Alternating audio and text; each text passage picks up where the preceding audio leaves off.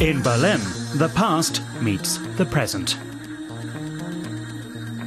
The architecture here reflects a lot of the city's history. Berlin was founded 775 years ago. During the Middle Ages, a causeway over the river Spree linked the town of Köln with Old Berlin. The merging of these two trading centres formed the basis of the present-day city. Historian Peter Schwerkmann specialises in Berlin's history.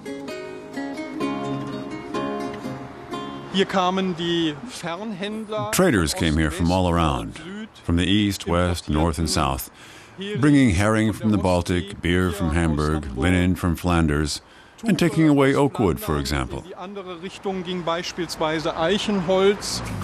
The Nicolai Kirche, or Church of St. Nicholas, is one of Berlin's oldest remaining buildings and dates back to the Middle Ages. A few decades ago, the area around it was rebuilt in the period style.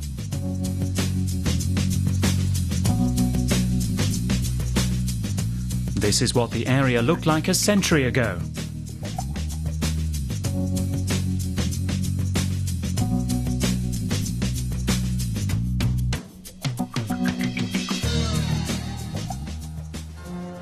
Berlin's centre shifted westwards early on.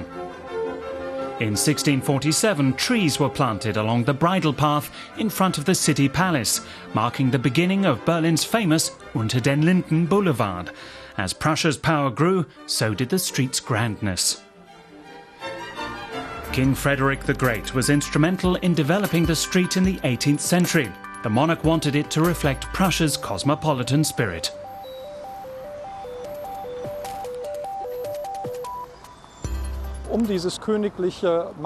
This royal power center attracted many things we associate with a city. The most important of these being banks.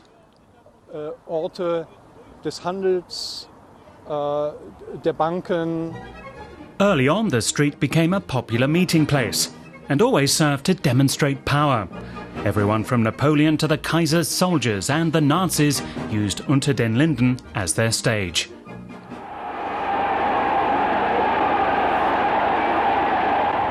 During the Cold War, the boulevard ended at the Brandenburg Gate.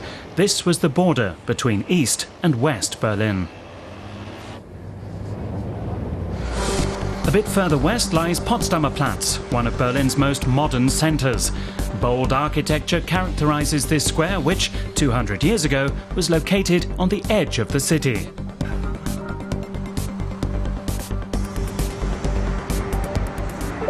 In the 20th century, it was Europe's busiest intersection and site of its first traffic light. Dance halls, cafes and bars settled around the square. But that all changed in 1961 with the construction of the Berlin Wall.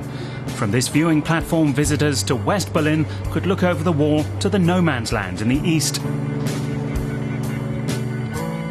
After the fall of the wall, this empty space became Europe's biggest construction site.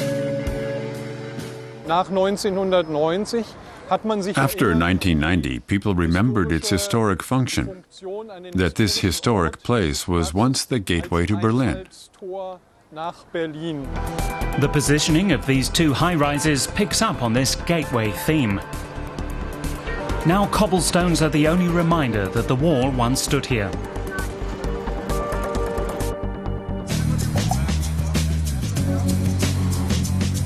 Farther to the west is the Ku-Damm, one of the city's main shopping boulevards. Developed in the second half of the 19th century, it was originally an imposing residential street with lots of front gardens.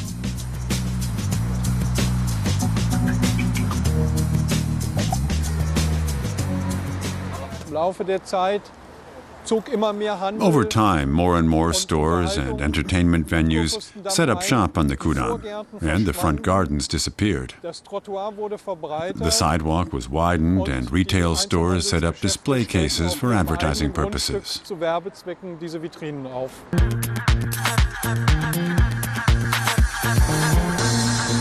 Berlin's historic centre, where its city palace once stood, is now a huge construction site. In a few years' time, this will be the location of the Humboldt Forum, a centre for art, science and culture. Berlin is constantly reinventing itself And that is also part of its history.